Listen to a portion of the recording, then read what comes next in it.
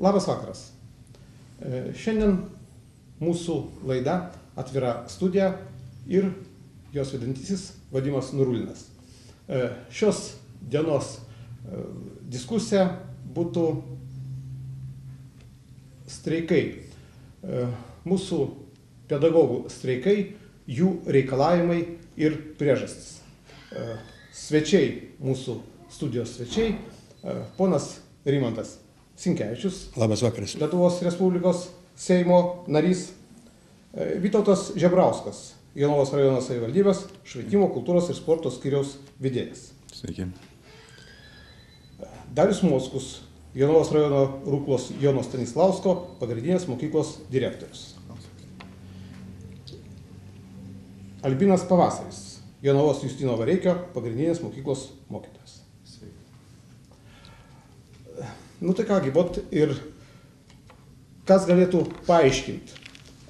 Gal mes kreisimės į poną Darių. Jūsų mokykla pirmoji prisijungė ir dalyvavo streike dabar neseniai. Kokiegi yra reikalavimai mokytojų? Na, reikėtų paminėti tikriausiai, kad mūsų mokykloje profesinė sąjunga įsikūrė tik tai šį rudenį. Galbūt tas aktyvumas dar ir dėl to, kad jie labai tokie nauji, švieži. Ir be abejo, man kaip mokyklos vadovai buvo įteikti tie reikalavimai, kuriuos mokytojų profsąjunga priėmė savo suvažiavime. Tai buvo išdėstyti 3 reikalavimai. Pirmas, kad būtina keisti mokyklų finansavimo tvarką, arba paprastai tariant tą mokinio krepšelio metodiką. Antras reikalavimas buvo nustatyti mokytojams minimalų 18 kontaktinių valandų darbo krūvį. Ir trečias reikalavimas – atidėti mokytojų kvalifikacijos tobulinimo koncepcijos svarstymą. Tai va tokie 3 pagrindiniai reikalavimai, kurie buvo įteikti švietimo ir mokslo ministrui ir vyriausybei. Ne mokyklų vadovam, bet būtent tai ministerijai ir vyriausybei. Bet ministerija dabar teigia, kad nėra konkretumo šitose reikalavimuose ir ministerija nežino visi, ko reikia mokytojams konkrečiau. Dabar jie prašo profsąjungų konkretizuoti ir kad jiems būtų pateikta visas paketas tų reikalavimų. Na, žinot, daugelis žmonių taip nori. Na, paduokit mums konkretų receptą, mes padarysim, ar ne? Na, švietime galbūt ne taip kaip gamyboje arba versle, kur yra aiškios technologijos, instrukcijos išdėstyta kaip vieną ar kitą gaminį pagaminti. Čia daug tokių veiksnių susipina ir, na, matyt, ministerija norėtų tokio platesnio dialogo ir su profesiniam sąjungom, ir su mokyklų vadovais, ir su kitom institucijom, kurios atstovauja švietimą, ir išdiskutuoti. Tai kaipgi mums reikėtų tos reikalavimus įgyvendinti, taisant vienus ar kitus dokumentus. Tai matyt siekiama yra tokios platesnės diskusijos, kur gimtų konkretus pasiūlymai, kurie atsirastų teisės aktuose ir po to pagal juos švietimas gyventų. Ponas Vytautai, dabar kas liečia dėl krepšelio. Šitas krepšelis, kuriuo mokytojai yra nepatenkinti, mes rajone, mes galim jį reguliuoti, taip paskirstyti, taip kaip pagal jų reikalavimą. Ar tai nuo mūsų nepriklauso? Deja, ne. Krepšelis skirstomas vadovaujantis krepšelio paskirstimo metodika. Ir viena iš didžiausių ydų turbūt paskirstimo metodikų yra tai, kad žemesnių klasių krepšelis yra mažesnis, vyresnių klasių yra didesnis. Ir jeigu pas mus vidurinių mokyklų, sakykime, turim tik tai 2 šiuo metu veikiančias, tai ir tų vyresnių klasių mokinių yra mažiau, daugiau pradinukų ir šitos mokyklos, kurios turi daugiau mažų vaikų, joms įsilaikyti yra praktiškai neįmanoma. Ponas Albinai, kaip jūs skaitot, ar šitie reikalavimai jūsų kolegų, jie yra pagrįsti? Aš manau, reikalavimai yra pagrįsti, bet tas būdas, kurio reikalaujama, nėra, man atrodo, nei organizuotas, nei panašiai. Aš prieš jau daugelį metų esu streiko organizaciniam komitete dalyvavęs, kaip mokyklos deleguotas atstovas. Tada veiksmai buvo koordinuojami, sakykime, iš žemiausiosios grandies ir keliami reikalavimai. Ir tik tada, kai tie reikalavimai ir sakykime, iš pradžių prašymai, paskui reikalavimai nevykdomi, tada jau, sakykime, nebedarybiniu būdu, tada skelbiamas įstrėjimasis streikas ar panašiai.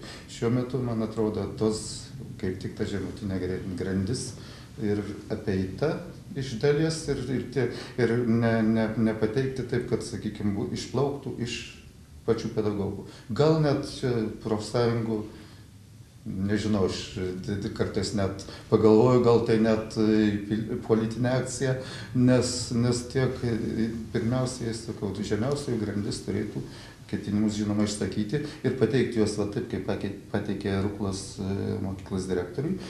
Kolektyvas, jeigu direktorius tai nekreipia dėmesio ir panašiai, tai nesikreipia į atitinkamą savivaldybės švietimo kultūros skyriaus struktūrą, tada, o atitinkamai vedėjas į ministeriją, va tada kyla pagrindas organizuoti streikui. Jūs skaitėt, kad daugiau čia iniciatyvos vis tik ne iš pačių mokytojų, bet ir iš profsąjungų. Taip. Galų gale net, jeigu pridėsiu iš karto, nes paskui diskutuojant turbūt bus stimulas gal diskusijai didesnis, pridėsiu tai, kad netgi profsąjungos organizuodamos streiką respublikinės visiškai nekreipia dėmesio į vietoje esančius pedagogus. Pavyzdžiui, nebuvo jokio ten ketinimo pasiklausti ir panašiai, kaip galvoja mokytojai. Šiandien netgi čia ateidamas paskelbiau mokytojams skelbimuką, kad mane kviečia į laidą diskusijai, reiškia, išsakykit, ko jūs norėtumėt, kaip aš, sakykime, aš einu kaip privatus asmuo, bet jeigu išgirsiu, kad argumentai jūsų, sakykime, atitinkamai prasmingi, aš juos čia išdėstysiu. Tai vat, netgi šitas nebuvo su kolektyvais padaryta. Nes kitokio kelio ir nėra. Aš pasiklausau, pavyzdžiui, šiandien mokinukų didesnių, kurie su malonumu sutiktų, kad mokytojai streikuotų, nes vis pamokų nebus. Pasiklausau ūkinio personalo, kurie sako, jeigu mokytojai reikalavimai tokie yra, tai irgi pritarėm. Nors sakau, toks paviršutiniškas. O šito netgi organizuojant respublikinį streiką nebuvo. Ir nežiūrint į tai, kad galbūt ne visi norėtų streikuoti ir gal ne visi kelia reikalavimus, tačiau yra profsąjungos ir jos žada, kad vis tik išeis kovo mėnesį, išeis į gatves ir valdžia vis tiek turėtų imtis kažkokiu tai priemonė. Arba tai dialogas, arba kažkokius tai pakeitimus. Ponas Rimantai, kaip jūsų nuomonė? Žinote, aš pirmiausia galvoju, kad šaunu, kad mes gyvenam demokratinį visuomenį. Šaunu, kad įvairių visuomenės sluoksnių profesijų atstovai turi galimybę streikuoti, kelti reikalavimus dėl savo materialinio aprūpinimo, darbo sąlygų ir panašiai, ir už tai nesusilaukia kokių nors sankcijų. Na, šaunu, kad pedagogai, kad ir streikavę, vis dėlto turbūt tikiuosi, kad nepamiršo, kad svarbiausias mokykloje žmogus tai yra mokinys, o tik tai paskui mokytojai, tėvai ir visa kita. Suprantama, kad švietimo sistemoje yra problemų. Kas metai į mokyklas ateina vis mažiau po 20 000 vaikų. 20 000 vaikų, tai jeigu pasižiūrėti Jonavos rajoną, tai mokosi, kaip skyriaus vedėjas sakė, tik tai apie 5-6 tūkstančius mokinių. Reiškia, 4-5 rajonai, tokie kaip Jonava, lieka be mokinių ir mokyklos lieka tuščios. Ir suprantama, kad mokytojams neramu, o kurgi reiks dirbti, kaip reiks gyventi ir ką daryti. Tai natūralu, kad yra problemų, bet kaži, ar jas reikia spręsti tokiu būdu. Profsąjungom nelygios. Mokykloje egzistuoja ne vien tik tai ta profsąjunga, kuri organizavo streiką, yra ir kitos švietimo darbuotojų profsąjungos ir panašiai. Nebuvo vieningumo. Pagaliau ir tie reikalavimai, jie turi turėti tam tikrą loginį pagrindą. Tai ar visada tas loginis pagrindas yra, kas buvo turėta omenyje, sakant, kad atestacijos štai nereikia, atidėkim tą atestaciją. Gyvenimas kinta labai greitai, tiesą sakant, ir labai į tobulėjimo linkme mes einam. Atsiranda ne tik tai pedagogika, bet jau ir platesnį sampratą kaip edukologija. Ir žinoma, tos metodus reikia pasitikrinti, reikia pasižiūrėti. Neatrasit jūs turbūt nei vienos profesijos atstovo, kuris tam tikrų metų nebūtų verčiamas praeiti vienokią ar kitokią atestaciją. Atestacija tai nereiškia, kad iš darbo atleidimas. Atestacija tai gali turėti ir teigiamą pasekmę. Priešingai, kategorijos galbūt suteikimas. Bet įvertinant visą sistemą, Visais tais 3 iškeltais reikalavimais aš galvoju, kad pirmiausia reikia diskutuoti su švietimo politiką koordinuojančią, vadovaujančią instituciją, šiuo atveju su švietimo ministerija. Ir aš sutinku su Darium Mockum, kad mokytojams yra sudėtinga pateikti, konkretizuoti, kaip tą padėtį taisyti. Tik diskusijos būdu tą galima padaryti. Šiai dienai, kaip girdėjom, diskusijos tokios apačiuose nebuvo. Vat sugalvojo prieš rinkiminiai kampanijai prasidedant dabar organizuoti streiką. 3/3 pastreikavo, 2/3 nepastreikavo. Nieko nuo to turbūt blogo nenutiko, bet labai didelio loginio pagristumo šiai dienai aš, pavyzdžiui, tame įspėjamajam streike neišgirdau. Vis tik, prašau, jūs norėjote papildyti. Norėjau papildyti dėl to dialogo, sakykime. Tai prie Švietimo ir mokslo ministerijos darbo grupės jau yra sukurtos, dar jos iki streiko buvo sukurtos. Ir tie pradiniai pasikalbėjimai su profsąjunga matyti ir dar anksčiau, jie jau vyksta, tik matyti nesutampa pozicijos. Ir galbūt kažkuriai pusiai šiuo atveju matyti profsąjungai, sakykime taip, kantrybė ties ta vieta baigėsi ir jie nusprendė suorganizuoti įspėjimą streiką. Bet dialogas, jisai, kad ir minimalus, sakykime, toks, jisai vyksta. Profsąjungos, kaip visuomet, jos įmasi iniciatyvos patys pirmieji, matydami, kad ten yra kažkas tai pribrendo apačioj ir tada jau jie gal ir politizuoja šiek tiek, kaip jūs sakot. Dabar, toks, sakot apie dėl atestacijos. Aš įtariu, kad valdžia gali šiek tiek ir gudrauti šitoj vietoje. Sakykime, atestacija kitose struktūrose yra patirtis, kad per tą atestaciją šiek tiek pažemina žmonių atlyginimus arba žmonių skaičių, kadangi pinigų trūksta. Tai suprantamas dalykas. Jeigu trūksta pinigų, jeigu nėra vaikų, jeigu reikia kažką tai atleisti, tai su tokia priemonė galima kažkiek tai šitą reikalą reguliuoti. Bet tai galima būtų tiesiai apie tai ir pasakyti. Ir paaiškinti žmonėms, kad per tokį dalyką mes galėsim jūs... Žinot, jūs teisus. Visko yra. Yra ir baimių, bet yra ir poreikis atestacijai. Pavyzdžiui, sakykime, kokiam nors lenkiškam krašte Lietuvos, Šalčininkuose, visa eilė mokytojų, kurie visiškai blogai kalba valstybinė kalba. Tai klausimas toks. Yra tūkstančiai mokytojų per Respubliką, kurie yra jau gerokai virš pensinio amžiaus. Tai vėlgi klausimas toks. Jis sugeba, aš nesakau, kad tas žmogus, kad būtinai jis yra jau nusenęs ir netinkamas pedagoginiam, edukologiniam darbui. Aš šito nesakau. Bet kiekvieną kartą pasitikrinti savo kvalifikaciją, nėra, jeigu tu geras mokytojas, jeigu tu esi užtikrintas savo darbo kokybę, rezultatais, tai kodėl turi bijoti tos atestacijos, tiesą sakant. Juk valstybės tarnautojai visi praeina atestaciją, netgi politikai, kas 4 metai, irgi praeinam tam tikrą rinkėjų atestaciją. Darbininkai ir darbdaviai taip pat yra atestuoti tam tikriom, pareigom užimti. Štai darbdavio įgaliotų asmenų arba darbdavio kursai, kur vėlgi, kas 3 metai tu turi save atestuoti, kaip tu supranti saugumo techniką, kaip tu išmanai kitus dalykus ir panašiai, ir panašiai. Ar verta čia taip jau griežtai pasakyti, toj įtemptoj situacijai, kad mes, atidėkim tą atestaciją, kad garantuokit mums ilgalaikį darbą, reikia išeiti iš realios situacijos. Gal ta atestacija ir tvarkingai vyks, aš nieko nesakau, tačiau tokia galimybė išlieka.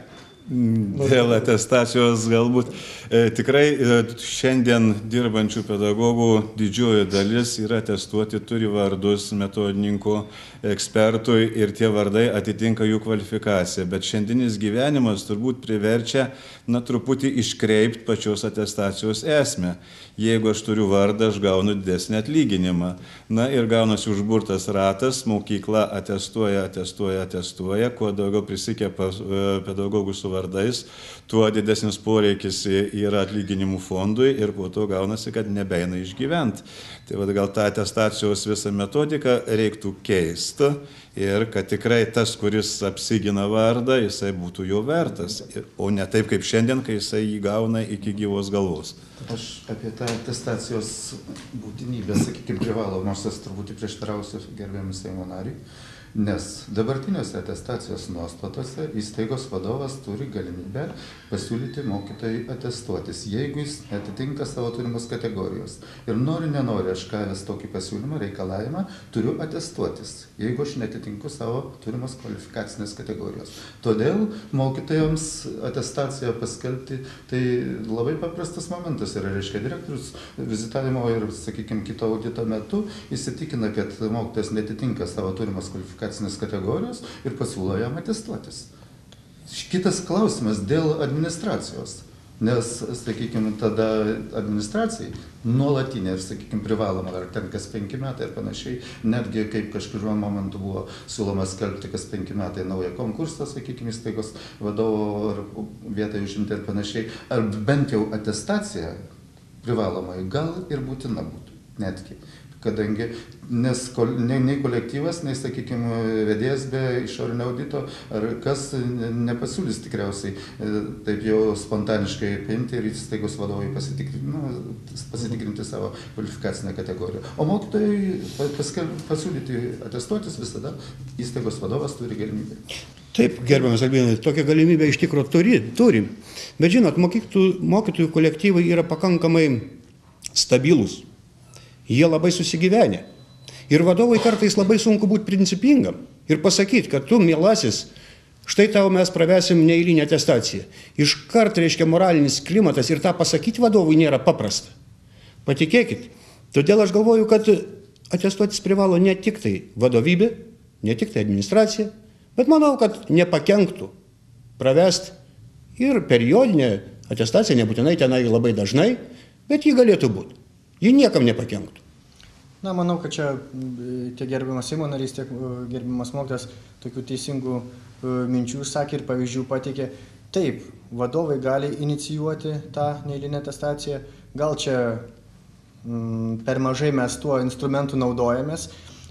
Kodėl per mažai gerbiamas Seimo narys iliustravo. Tikrai kolektyvuose nėra paprasta tą daryti.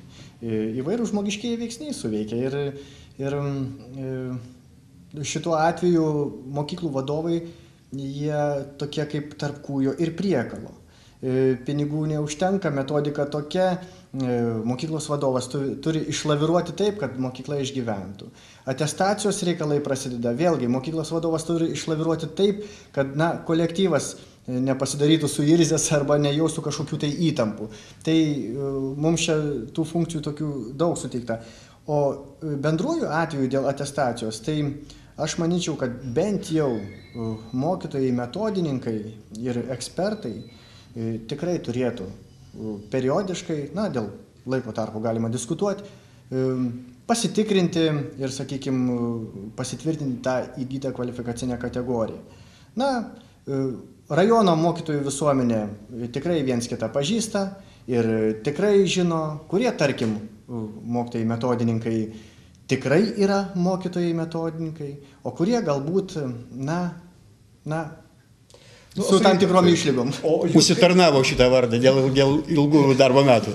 Jūs kaip mokyklos vadovas, jums yra tam tikrų sunkumų vadovauti kolektyvui ir sudaryti normalią atmosferą dėl šitų dalykų? Tai aš manau, kad čia ne tik mokyklai, čia bet kuriam kolektyve, nes žmonės yra įvairūs. Vieni vienokių savybių turi, kitokių. Be abejo, kad yra nelengva suderinti interesus taip, kad tas mechanizmas dirbtų, sakykime, sklandžiai. Visko pasitaiko, kaip ir gyvenime. Tai jūs norėjote papildyti? Aš dar apie Dariaus mintį, apie mokykloje turimą metodininkų ekspertų skaičių. Vis vien, kad ir tas žodis metodininkas, ką tai jisai reiškia, tai reiškia, kad tu turi skleisti savo gerąją patirtį, turi ją dalintis. Ir jeigu tu ją apsigynėjai metodininkų vardą ir nieko neveikina, tai koks iš tavęs tada metodininkas, aš jau nekalbu apie ekspertą. Ir man tai truputį keista, sakysim, jeigu ugdymo įstaigoje 42 metodininkai yra, tai čia jie galėtų mokinti pusę Lietuvos, kaip reikia dirbti. Dabar jūs dar palietėte tokią temą dėl pensijinio amžiaus mokytojų. Iš vienos pusės dabartinis ministras švietimo sako, kad mes turėtumėm jų atsikratyti. Taip jisai, taip nepareiškia, bet taip reikia suprasti iš konteksto jo pasakymo. turi būti atsinaujinimas ir taip toliau.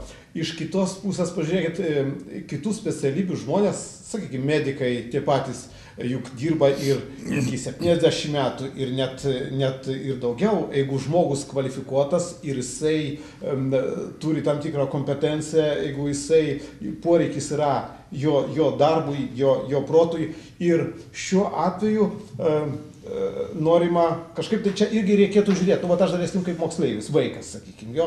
Aš prisimenu savo mokytojus, pas mus buvo pensijinio amžiaus mokytojų labai gerų, įdomių žmonių, kurios mes, vaikai, mes nenorėtume tokio prarast, tokio mokytojo. Tačiau ateina amžius ir jam vat sako, kad jūs turit pasitraukti, jūsų vietą turi užimti kitas žmogus. Aš į šitą reikalą žiūrėčiau labai atsargiai. Iš kitos pusės mokytojai sako, kad mums reikia, kad paleistumėt į pensiją anksčiau.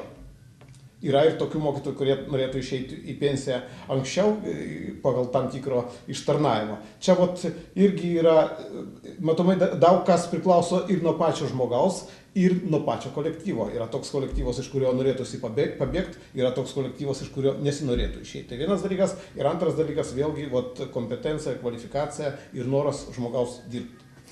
Aš manau, kad čia neturi būti dirbtinumo.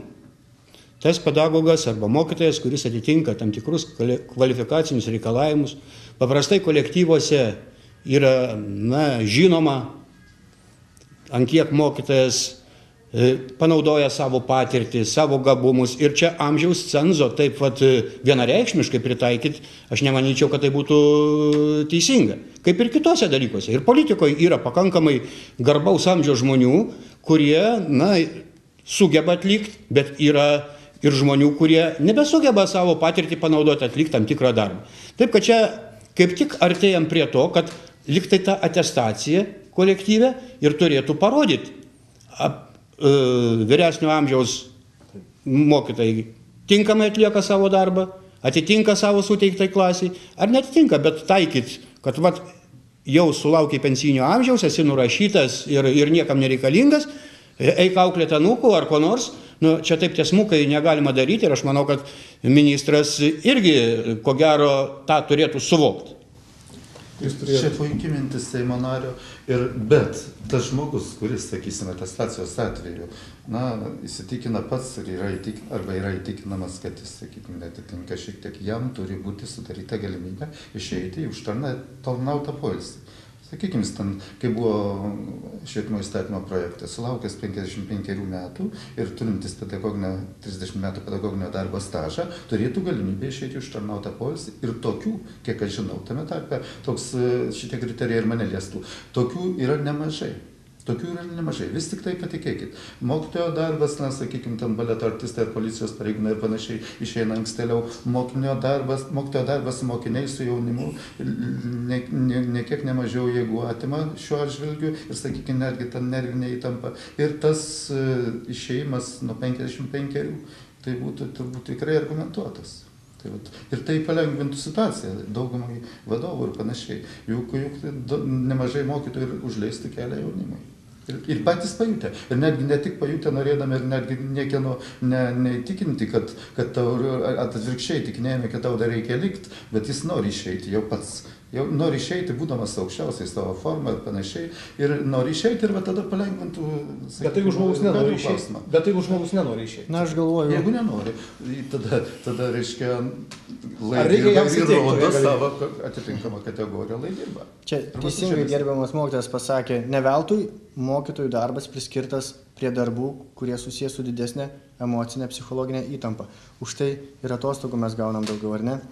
O sprendžiant šitą problemą, tai įstaigų vadovai, mokyklų vadovai norėtų turėti tokius didesnius svertus, kad su žmonėm reikalui esant, pabrėšiu, galėtų įsiskirti paprastai, žmoniškai, šalių sutarimu, išmokant galbūt šiek tiek didesnę išeitinę išmoką, negu numato darbo kodekso ten atitinkamas straipsnis, kad abi pusės būtų patenkintos. Tačiau mokyklų vadovai, ir tokių pavyzdžių yra daug, tikrai nesišvaisto žmonėm, nes gerų specialistų, įgudusių specialistų mokytojų, irgi taip niekas lengvai nepaleidžia ir stengiasi juos išlaikyti bent jau iki to momento, kol atsiras, sakykime, tinkama pamaina. Nes mes mokyklų vadovai vis tik atsakom už tą visą ugdymo procesą ir turim galvoti, kad kiek įmanoma mokiniai toj mokykloje gautų kokybišką išsilavinimą. O kokybiškas išsilavinimas be abejo susijęs su geru mokytoju.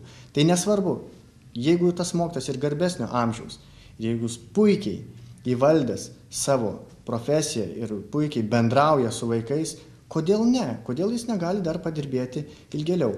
O jeigu jau atėjo toks momentas, kad reikėtų išsiskirti, tai vėlgi turim žiūrėti, kad nepiktuoju, o gražiuoju. Gerai, dabar, sakykime, vis tik streikai įvyks, galbūt ir ne Jonavos rajone, kadangi mūsų mokyklos jos gana ramiai elgėsi, tačiau įvyks streikai, bus reikalavimai. Ką vis tik galėtų ministerija pagerinti? Ką galėtų valdžia, kaip jinai galėtų vis tik sąlygos mūsų mokytojų pagerinti, kur yra poreikis? Ką jie galėtų geresnio padaryti? Klausimas sudėtingas. Ir jį atsakyti vienareikšmiškai, kad aš išvardyčiau punktais 1, 2, 3, 4. Kaip matėt, ir tų reikalavimų, netgi spėjamam streike suformuluota netiek daug.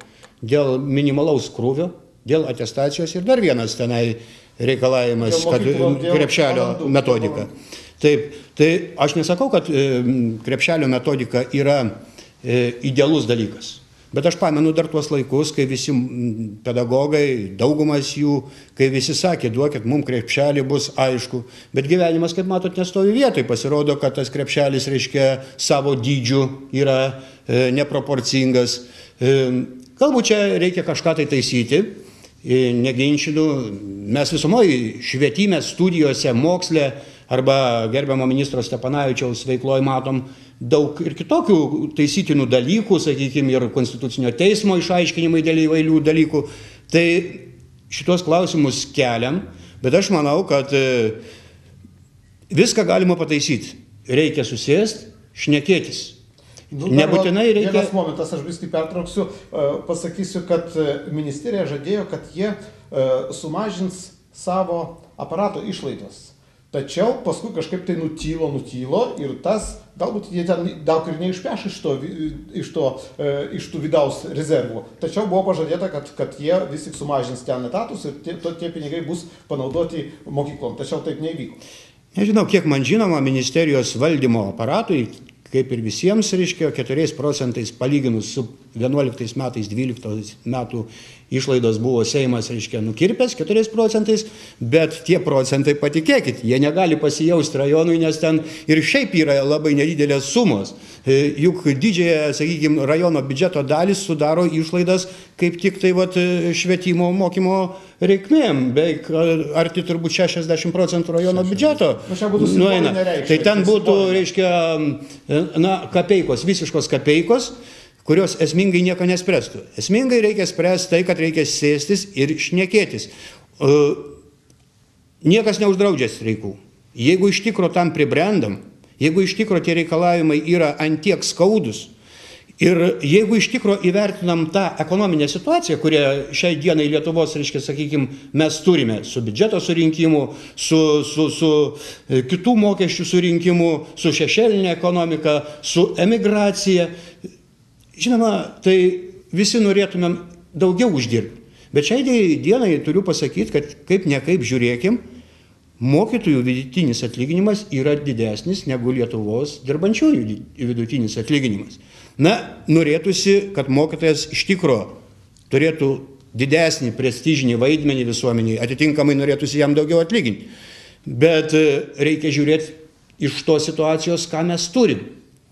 Kaip minėjau, vaikų mažėja, mokyklos užsidarinėja, ypatingai kaimo mokyklose, ir žinoma, reikia elgtis kaip galima jautriau.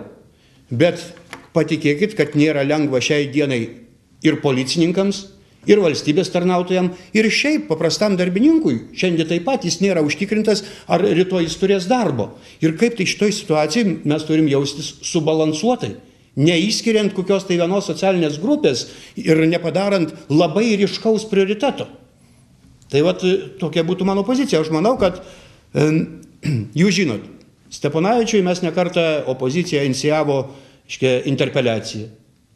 Jeigu jis netinka, jeigu jis iš tikrųjų esmingai netinka būti užimtas pareigas, tas procesas galėtų būti pakartotas. Bet tai turi šiandien pagaliau apsispręsti, valdančioji dauguma. Ne tik tai opozicija nėra pajėgi. Aš manau, kad reikia bandyti šnekėtis, reikia derinti interesus. Kito kelio, ko gero, vargu ar yra.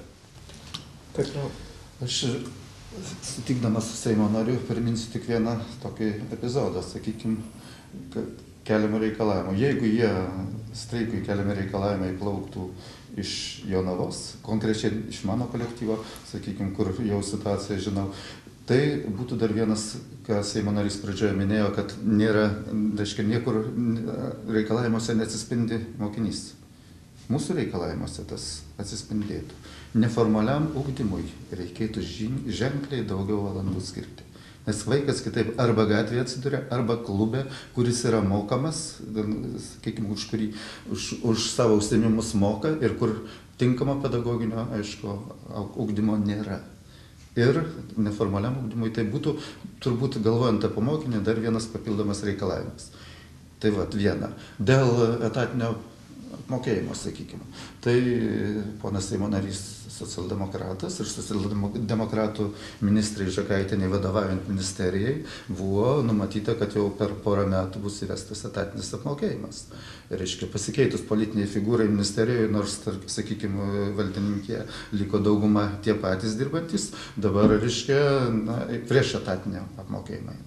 Ir aš čia prie to paties pasakysiu, kadangi man jie argumentuota ir svari savo pavaduotojos ugdymui Sinkevičienės bendrapavardės gerbiamo nario pozicija. Ji, sakykime, tikrai argumentuotai išsakė prieš etatinį apmokėjimą.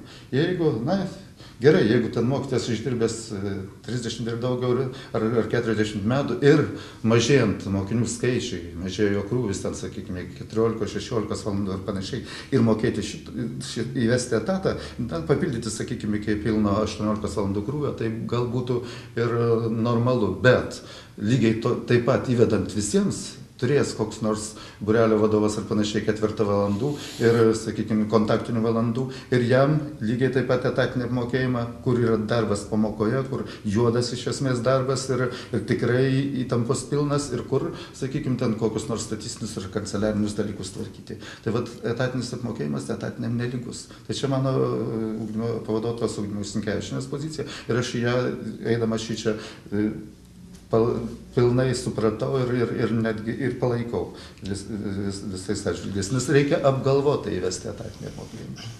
Aš galbūt vieną tokį pasiūlymą ir manyčiau, kad jis esminis yra mokykloje kas yra svarbiausia? Mokinys ir pamoka, ar ne? Nei vienas tėtis, nei mama nenori, kad jo vaikas gautų prastą ugdymą, prastą išsilavinimą. Tai aš manyčiau, kad būtent į šitą vietą ir reikėtų koncentruoti daugelį išteklių, kad mokytojas galėtų kuo geriau pasiruošti pamokai, kuo geriau ją pravesti ir žinoma, finansai, administraciniai ištekliai, kiti turėtų tam pasitarnauti, kad mokytojas turėtų priemonių, kad turėtų pakankamai laiko, o kad turėtų pakankamai laiko, mes jį turim atlaisvinti nuo visokių pašalinių, popierinių, taip sakykime, dalykų. Ir nors ministras ir pradėjo šitą akciją popierizmo mažinimo ir tai tikrai sveikintina yra, bet dar mokyklų bendruomenės rastų vietų, kur to popierizmo galėtų būti tikrai mažiau. Ir vietoj to, kad mes dirbam su popieriaus lapu, mes tą laiką galėtumėm skirti vaikui. Tai o kuo daugiau bendravimo tarp mokytojo ir vaiko, to jų santykiai, sakykime, bent jau manytina, bus geresni, šiltesni, ir ugdymas bus sklandesnis. Tai aš manyčiau, kad būtent reikia koncentruotis į pamoką ir kaip įmanoma labiau pagelbėti mokytojui, kad jis galėtų kokybiškai gerai jai pasirengti. Vidinių rezervų, aš taip suprantu, pas jūs kolektyvuose yra dar pakankamai, kur galima būtų šitą reikalą atreguliuoti, tačiau neišvengiamai mes vis tiek turėsim mokytojų dalį atleisti, juk jų yra dabar mažėja vaikų ir turėsim mes vis tiek mažinti mokytojų skaičių. Čia yra neišvengiama. Kaip čia išeiti iš tos padėties? Mokytojas mokytojų nelygo, pensininkas pensininkui nelygo ir turbūt reikia būti realistais, kad mažėja vaikų, mažėja krūvis ir čia kalbėjo apie etatinio apmokėjimo įvedimą. Tikrai šiandien, man atrodo, valstybei tų galimybių, kad tas krepšelis padidės ar dar kas nors, tai nelabai šviečiasi. Tačiau bent vieną kelią tai tikrai matyčiau, kad truputį daugiau atrištų rankas savivaldybėms. Tai yra krepšelis, ateina pinigai ir kodėl vienos savivaldybės, daleiskim, sugeba išsiversti, išgyventi sunkmečių, kitos nesugeba išgyventi. Nuimkim tokį paprastą pavyzdį, Uostamiesty Klaipėdoje šiais metais 5 milijonų truks darbo užmokesčių tik tai. Tai reiškia kažkas tai nesureguliuota. Jeigu savivaldybė galėtų pati laisviau disponuoti mokinių krepšelio lėšom, manau, kad išgyventume tą sunkmetį, ateitų geresni laikai ir būtų galima galvoti ir apie etatinio apmokėjimo įvedimą ir kitas mokytojų skatinimų priemonės ir galėtų visi lengviau atsidusti. Dar dėl mokytojų atleidimo, sakykime, mums švietimiečiams galbūt sunku iki galo suvokti, kad mes mokykloje neamžini. Ilgą laiko tarpą ir vyresni mokytojai atsimena, kad mokykla buvo ta tokia stabili institucija. Daug vaikų, pamokų yra ir tu beveik visą gyvenimą turi darbą vienoje darbovietėje. Jokių mažinimų nebūdavo. Verslas, kitos sritis jau gal ir pripratę prie tos blogos tokios naujienos, kad vėl etatų mažinimas. Mokyklos dar prie šito nepripratę, bet jau dabar subrendo ta situacija, kai matyt teks tą daryti. Tik tai, kaip čia tuos dalykus įspręsti su mokytojų mažinimu, matyt reikia daugiau tų diskusijų ir teisinga gerbiamo vedėjo pastaba, kad matyt savivaldybės vietose matydamos situaciją, geriau galbūt tuos pinigus, tas lėšas paskirstytų vienai mokyklai, kitai, trečiai. Matyt, naujoj mokinio krepšelio metodikoje tokių galimybių atsiras daugiau, aš taip manyčiau. Kągi, svarbu, kad nenukentėtų mūsų vaikai, tas yra pagrindas, dėl to jūs ir dirbat, dėl to jūs ir pašventit savo gyvenimą. Dabar mes dar vieną klausimą aš Seimo nariui, jau kitą temą užduosiu, pasinaudosiu mūsų laidą. Vyksta dabar tokie debatai ir įvykiai, kas liečia vidaus reikalų ministro, finansinių nusikaltimo tyrimo tarnybos, visi mes žinom šitą situaciją. Aš norėjau tik tai paklausti jūsų vieno dalyko. Vidaus reikalų sistemos visi padaliniai, kaip policija, specialiųjų tyrimo tarnyba ir taip toliau, jos yra depolitizuotos. Tačiau šitom struktūrom vadovauja politikas. Ir šiuo atveju galimai, kad politikas, gindamas savo partijos interesus, galėjo vadovauti tom tarnybom ne taip, kaip turėtų būti. Galimai, galbūt taip ir nėra, bet mes bent jau dabar jau lenda tokios ausis, kad tokia galimybė yra.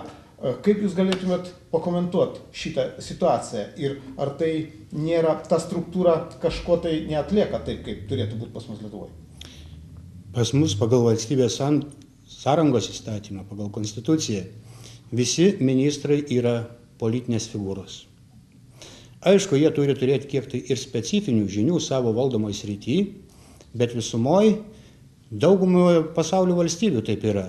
Pavyzdžiui, krašto apsaugos ministras ne kariškis, o politikas, o vadovauja kariškiam, kariuomenės vadui, štabo viršininkai, panašiai. Panašiai taip susiklostė ir pas mus, kad vidaus reikalų ministerijai vadovauja politikas, ministras, su politinio taip pat pasitikėjimo pagalbininkais, viceministrais, o pavaldžios struktūros yra depolitizuotos arba politiškai neangažuotos. Nemanau, kad ta tradicija kuo tai labai bloga ar kuo tai labai gera. Tiesiog taip yra numatyta mūsų šalies įstatymuose, o nesažiningiems veiksmams ar tu būk depolitizuotas, ar tu būk, politiškai angažuotas, visada yra vietos. Tai nereiškia, kad ministras, jeigu ir būtų ne politikas, o, sakykime, statutinis darbuotojas, prilygintas statutiniam darbuotojui, tai nereiškia, kad jis neturi savo politinių pažiūrų kaip žmogus. Tai nereiškia, kad jis neturi savo vertybinės skalės ar įsitikinimų. Ir visada, jeigu jis norės savo tuos įsitikinimus, kaip tai neregaliai realizuoti, tai visada tam atsiras vietos. Šitam skandalė, kuris pastaruoju metu vyksta, aš manau, kad jis nėra naudingas nei mūsų valstybei, nei mūsų žmonėms. Pirmiausia, aš galvoju, kad užvirusi kova dėl 2 ar 3 pareigūnų teisėtų ar neteisėtų veiksmų, jin yra viso labo mano supratimu čia. Mano pozicija yra antraeilė. Lietuvai būtų daug svarbiau surasti tuos pinigėlius, kurie išplaukė paskutiniam prieš nacionalizavimą bankas Noras dienom iš mūsų valstybės, ir tai nemaži pinigėliai, tai yra 1000 milijonų arba milijardas, ir pabandyti juos susigrąžinti Lietuvai. Aš sakau pabandyti. Tam, kad juos susigrąžinti, reikia atlikti didžiulių pajėgų ir reikia atlikti kvalifikuotus teisinius veiksmus. Bet kaip man praeitoj kadencijoje teko būti vienuose kursuose ir kaip teko dirbant versle išgirsti iš Interpolo, iš kitų aukštų pareigūnų, kurie užsiima tarptautinių nusikaltimų išaiškinimų, kad jeigu 7 kartus pinigai pervedami per bankus, tai jų neverta ieškoti, nes jų nebeina surasti, nes kiekvienas bankas, kiekviena valstybė turi savo taisyklės, turi savo ribojimus dėl informacijos pateikimo ir visa kita, ir visa kita. Taigi būtų žymiai svarbiau, kad vietoj šito dalyko, kurį galima palengva įsiaiškinti, neskubant, gaunant ir prezidentės atsakymus, jeigu yra noras ją paklausti ko nors, kad mes būtumėm to jau pat pirmąją dieną užsiėmę ieškoti Lietuvos verslo, Lietuvos žmonių pinigėlių, kurie neteisėtai yra išgabenti į užsienį. Tai būtų realus žingsnis, tai būtų matomas žingsnis, jie pinigėliai vienokiu ar kitokiu būdu galėtų čia suktis Lietuvoje, vėl duoti pridėtinę vertę ir panašiai. O su tais pareigūnais tai čia daugiau, sakyčiau, prieš rinkiminių visokių niuansų, daugiau erzelio, daugiau stabilumo suardymo, negu iš tikro realios naudos. Aš manau, kad teisėsaugos institucijos tam ir yra paskirtos, kad jos ne Seimas, ne politikai turėtų aiškintis, kas kaltas, nekaltas, teisėtai, neteisėtai, nes tada nebereikia nei teismų. Tada duokit politikam, duokit čia Seimo narį, reiškia, ant kiekvieno rajono po vieną ir mes nuspręsim, kas čia kaltas, kas nekaltas. Na, taip, demokratiniai valstybei nebūna. Reikia leisti teisėsaugai dirbti, bet reiškia žiūrėti, kas yra šaliai svarbiau. Ačiū Jums už dalyvavimą laidoj. Ačiū visiems žiūrėjusiems. Iki sekančio trečiadienio.